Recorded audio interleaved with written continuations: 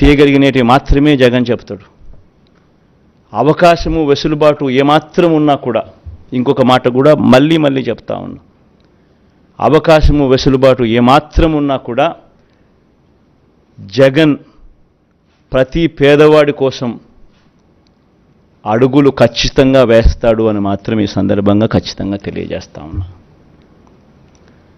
పేదవాడికి మంచి చేసే విషయంలో జగన్కున్న ప్రేమ చంద్రబాబు కాదు కదా, ఇంకో ఎవ్వరికి కూడా ఆ ప్రేమలు ఉండవు.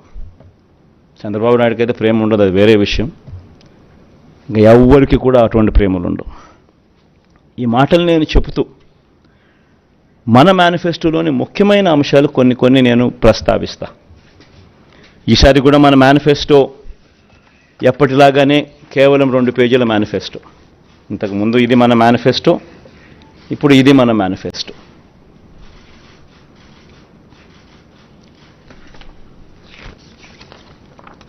ఈ మాదిరిగా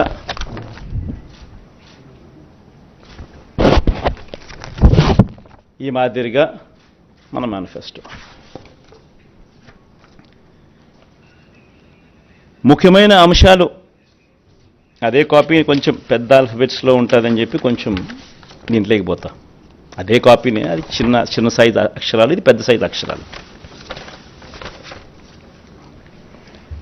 గమనిస్తే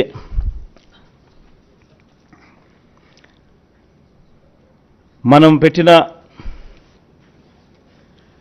నవరత్నాలకు సంబంధించిన మనకు సంబంధించిన గమనిస్తే విద్య ముఖ్యమైన అంశాలు ఇవి మాత్రం పైన చెప్తా.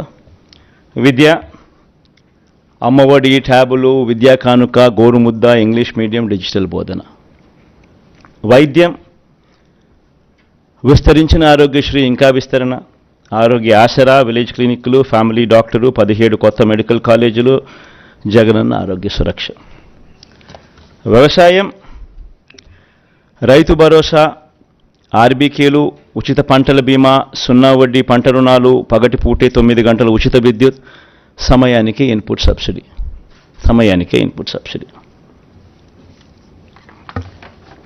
ఉన్నత విద్య, జగనన్న విద్యా దీవెన పూర్తి fee reimbursement, Jagananna Vasathi Deevena job ఓరియంటెడ్గా కరికులంలో మార్పులు,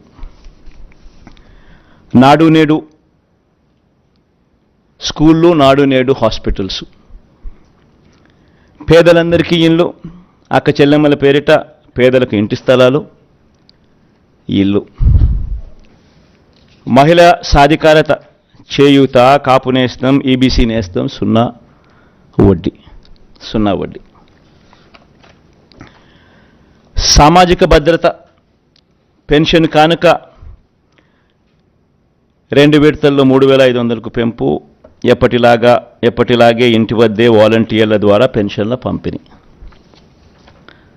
అభివృద్ధి, మౌలిక వసతులు, సుపరిపాలన. నిర్మిస్తా ఉన్న 4 పోర్ట్లు ఫినిషింగ్, ఫిషింగ్ హార్బర్లు ఫినిషింగ్, ఎయిర్పోర్ట్లు వాటి విస్తరణ ఫినిషింగ్, ఇండస్ట్రియల్ కారిడార్లు ఫినిషింగ్, ఇండస్ట్రియల్ నోడ్స్ ఫినిషింగ్, ప్రాధాన్యత క్రమంలో జలయజ్ఞం ఫినిషింగ్, గ్రామ వార్డు సచివాలయాలు, వాలంటీర్ల వ్యవస్థ. ఇవి బై అండ్ లార్జ్ దీనికి సంబంధించిన సమ్మరీ. ఇక ఈచ్ స్కీముకు సంబంధించి డెప్త్లోకి పోయే అంశాలు లోపల ఉంటాయి.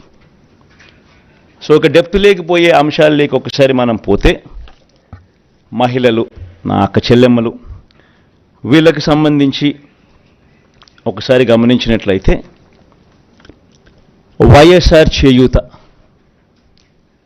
ఈ కార్యక్రమం ఇంతకుముందు 75,000 ఉండేది. లాస్ట్ 5 ఇయర్స్లో లాస్ట్ రెజ్యూమ్లో 4 దఫాలుగా ప్రతి అక్క చెల్లెమ్మకు వైఎస్ఆర్ చేయూత కింద, మరీ ముఖ్యంగా నా ఎస్సీ, ఎస్టీ, బీసీ, నా మైనారిటీ అక్క చెల్లెమ్మలకు 45 నుంచి 60 సంవత్సరాల మధ్యలో వయసులో ఉన్న నా అక్క చెల్లెమ్మలకు చెయ్యి పట్టుకొని నడిపిస్తూ వాళ్ళకి ఏదో ఒక ఆదాయం ఉండాలి, వాళ్ళ ఆ ఆదాయంతో నిలదొక్కుకోవాలి, వాళ్ళు సొంత వ్యాపారాలు చేసుకోగలగాలి, వాళ్ళకు మరింత ఆదాయం వాళ్ళు సంపాదించుకునే పరిస్థితిలోకి వాళ్ళు పోవాలి, వాళ్ళకు పెన్షన్ కానీ ఇలా చేయూత కానీ ఇలా ఏదో ఒక ఆదాయం ఖచ్చితంగా వాళ్ళకు ఉండాలి అని ఉద్దేశంతో వైఎస్ఆర్ చేయూతను కొనసాగిస్తూ ఉన్నాం.